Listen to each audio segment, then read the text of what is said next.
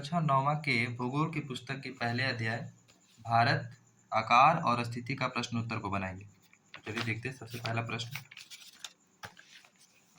निम्नलिखित 4 उत्तरों में से उपयुक्त उत्तर चुनिए। यानी हमें उत्तर चुनकर इसका प्रश्न का उत्तर देना है।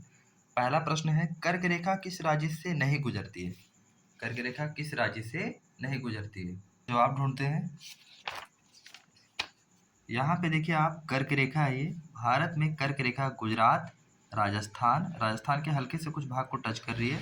मध्य प्रदेश, छत्तीसगढ़, झारखंड, पश्चिम बंगाल, त्रिपुरा एवं मिजोरम के भागों को स्पर्श करती है। आप देखेंगे कि उड़ीसा जो राज्य है उसकी सीमाएं कर्क रेखा से बिल्कुल भी जो है वो मतलब लग नहीं रही है। तो हमारा जवाब उड़ीसा हो जाएगा। यहाँ पर आप लोग इसे उड़ीसा को टिक कर लें। दूसरा प्रश्न है, भारत का सबसे पूर्वी देशांतर कौन सा है? तो अंतर वाला हिस्सा ये है आपका 97.25 डिग्री। पूर्वी देशांतर जो बिंदु है वो 97.25 है। तीसरा प्रश्न हम लोग देखते हैं। तीसरा प्रश्न है, उत्तराखंड, उत्तर प्रदेश, बिहार, पश्चिम बंगाल और सिक्किम की सीमाएं किस देश को छूती है? तो इसका भी प्रश्न का उत्तर होगा नेपाल। उत्तराखंड, उत्तर प्रदेश, बिहार, पश्चिम बंगाल और सिक्किम की जो सीमाएं हैं वो किस देश को छूती है? तो उसका जवाब होगा नेपाल। आप यहाँ पे देख सकते हैं, उत्तराखंड, उत्तर प्रदेश, बिहार और पश्चिम बंगाल का जो ये हिस्सा है वो नेपाल को स्पर्श कर रहा है। यानी हमारा जवाब नेपाल सही है। और चौथा क्वेश्चन है कि ग्रीष्म अवकाश में यानी गर्मी की छुट्टी में आप यदि कवरत्ती जाना चाहते हैं तो किस केंद्र शासित क्षेत्र में जाएंगे? कवरत्ती एक स्थान का नाम है जो लक्षद्वीप में पड़ता है, इसलिए हमारा जवाब लक्षद्वीप होगा। 5वां नंबर क्वेश्चन में देखते हैं, मेरे मित्र एक ऐसे देश के निवासी है जिस देश की सीमा भारत के साथ नहीं लगती है। आप बताइए वह कौन से देश का है? तो कौन से देश की सीमाएं जो भारत से नहीं लगती है? भूटान की सीमाएं लगती है, बांग्लादेश की भी लगती है, नेपाल की भी लगती है, ताजिकिस्तान जो है हमारा पड़ोसी देश नहीं है। भूटान की सीमाएं जो है वो लगी हुई है भारत से, लेकिन हमारे देश का राज्य हो गया नेपाल की भी लगी हुई है, तो इसलिए हमारा जवाब होगा ताजिकिस्तान। बढ़ते हैं अगले प्रश्न की ओर। अगला प्रश्न है क्वेश्चन नंबर 2, निम्न प्रश्नों के उत्तर संक्षेप में दीजिए। पहला प्रश्न है, अरब सागर तथा बंगाल की खाड़ी में स्थित द्वीप समूह के नाम बताइए। दक्षिण में कौन कौन से द्वीपीय देश हमारे पड़ोसी देश है? यानी यहाँ 2 प्रश्न है। पहला प्रश्न पूछ रहा है कि अरब सागर तथा बंगाल की खाड़ी में कौन कौन से द्वीप स्थित है, और अगला प्रश्न इसी में लगा हुआ है, दक्षिण में कौन कौन से द्वीपीय देश हमारे पड़ोसी देश है। तो आइए इसका आंसर हम आपको दिखाते हैं। इसका आंसर होगा, अरब सागर में लक्षद्वीप तथा बंगाल की खाड़ी में अंडमान निकोबार समूह स्थित है। आप यहाँ देख सकते हैं चित्र में, यहाँ एक मानचित्र है, आप देख सकते हैं बंगाल की खाड़ी में जो है वो अंडमान निकोबार द्वीप समूह है, और अरब सागर में आपका लक्षद्वीप है। तो ये हमारा जवाब हो गया। जवाब में हम लोग लिखेंगे, अरब सागर में लक्षद्वीप तथा बंगाल की खाड़ी में अंडमान निकोबार द्वीप समूह स्थित है। इसी में एक और प्रश्न पूछा है कि दक्षिण में कौन कौन से द्वीपीय देश हमारे पड़ोसी हैं। तो दक्षिण मानचित्र में जब भी कभी आप देखेंगे तो दिशा पहचानने का सबसे सही तरीका ये है कि मानचित्र में सबसे ऊपर की ओर उत्तर होता है, नीचे की ओर दक्षिण होता है। ऊपर की ओर उत्तर, नीचे की ओर दक्षिण। राइट तरफ आपका हो जाएगा पूरब, लेफ्ट तरफ हो जाएगा पश्चिम। तो आप देख सकते हैं कि यहाँ पे मालदीव और श्रीलंका यानी ये 2 हमारे पड़ोसी देश हो जाएंगे। भारत के दक्षिण में 2 पड़ोसी देश है, श्रीलंका और मालदीव। हमारा जवाब होगा कि दक्षिण में श्रीलंका तथा मालदीव द्वीपीय देश हमारे पड़ोसी हैं। बढ़ते हैं अगले प्रश्न की ओर। अगला प्रश्न है, उन देशों के नाम बताइए जो क्षेत्रफल में भारत से बड़े हैं। तो आप देख सकते हैं यहाँ पर विश्व के 7 बड़े देश हैं। विश्व के 7 सबसे बड़े देश हैं।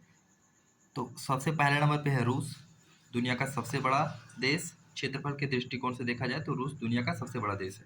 दूसरा नंबर पे है कनाडा, तीसरा पे है अमेरिका, चौथा पे चीन, 5वां में ब्राजील, छठा में ऑस्ट्रेलिया और 7वां भारत। यानी दुनिया का 7वां सबसे बड़ा देश भारत है। तो ये सब देश भारत से क्षेत्रफल में बड़े हैं। तो हम लोग जवाब में कैसे लिखेंगे?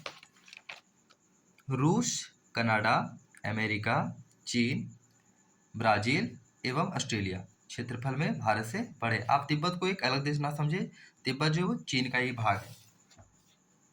यहाँ पे आप देख सकते हैं। बढ़ते हैं अगले प्रश्न की ओर। तीसरा नंबर प्रश्न, क्वेश्चन नंबर 2 का तीसरा, हमारे उत्तर पश्चिमी, उत्तरी तथा उत्तर पूर्वी पड़ोसी देशों के नाम बताइए। हमारे उत्तर पश्चिमी, उत्तरी तथा उत्तर पूर्वी पड़ोसी देशों के नाम बताइए। जैसा कि मैंने आप लोग को अभी बताया कि मानचित्र में कभी भी आप दिशा को कैसे पहचाने, मानचित्र में हमेशा ऊपर की ओर उत्तर दिशा, नीचे की ओर दक्षिण, राइट तरफ आपका हो जाएगा यानी कि पूरब, और लेफ्ट में पश्चिम। तो हम लोग दिशा तो पता कर लिए। ये वाला साइड ये उत्तर पश्चिम कहलाएगा, इधर उत्तर और इधर पश्चिम। तो ये उत्तर पश्चिम के बीच वाले भाग को उत्तरी पश्चिम कहते हैं। इधर हमारा दो पड़ोसी देश है, पाकिस्तान, अफगानिस्तान। उत्तर में हमारा हो जाएगा चीन, नेपाल, भूटान। पूरब में हो जाएगा बांग्लादेश, म्यांमार, और दक्षिण में हमारा पूछा नहीं है। दक्षिण में तो हमारे पहले ही हम लोग जवाब दे चुके हैं। तो इसका हम लोग प्रश्न का उत्तर ऐसे लिखेंगे, ध्यान से देखेंगे उत्तर को। हमारे उत्तर पश्चिमी पड़ोसी देश पाकिस्तान, अफगानिस्तान। हमारे उत्तरी पड़ोसी देश चीन, नेपाल एवं भूटान। और हमारे उत्तरी पूर्वी पड़ोसी देश में हो जाएंगे म्यांमार और बांग्लादेश।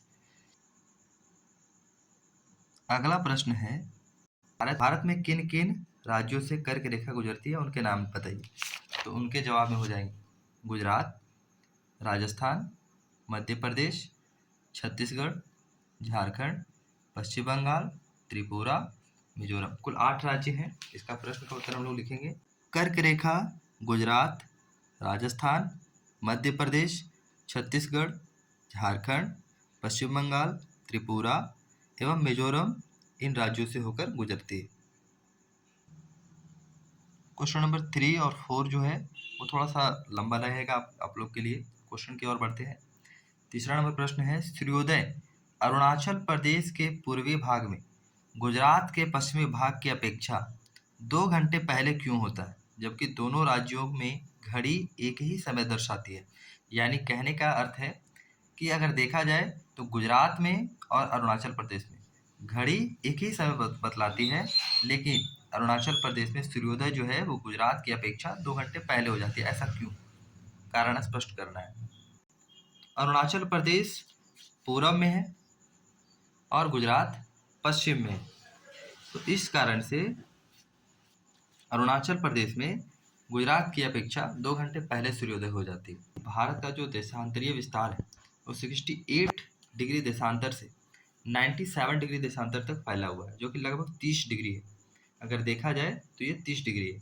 अब सूरज की जो किरणें हैं वो 1 डिग्री देशांतर को पार करने में लगभग 4 मिनट का समय लगाती है। तो 30 डिग्री देशांतर को पार करने में 4 गुणे 30 यानी कि लगभग 120 मिनट, यानी कि लगभग 2 घंटे हो गए। तो 2 घंटे का समय लगाती है। इसके अलावा अरुणाचल प्रदेश आप देखेंगे कि वो पूरब में है और गुजरात आपका पश्चिम में।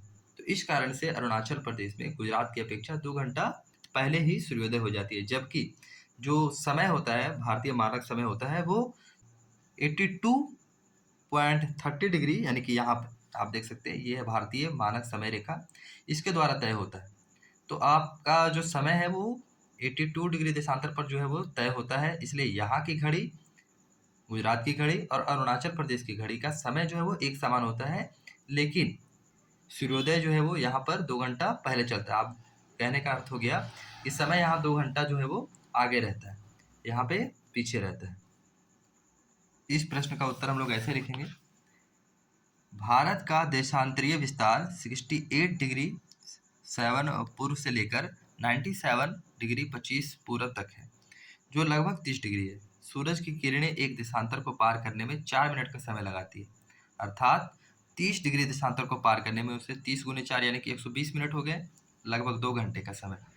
तो अरुणाचल प्रदेश पूरब में भी है स्थित और गुजरात पश्चिम में स्थित है। इस कारण से भी अरुणाचल प्रदेश में सूर्योदय 2 घंटे पहले होता है, जबकि भारतीय मानक समय 82.30 डिग्री पूर्व देशांतर माना गया है। इसलिए दोनों राज्यों में घड़ी एक ही समय बताती है।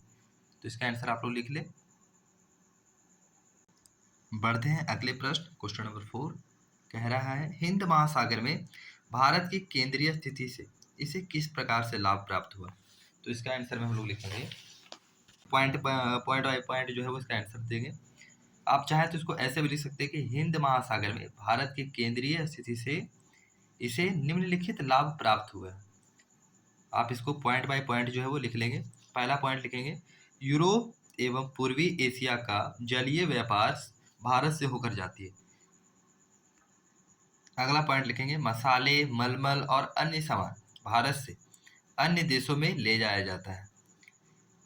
तीसरा पॉइंट है, हिंद महासागर में किसी भी अन्य देश के पास भारत जितना बड़ा समुद्र तट नहीं है।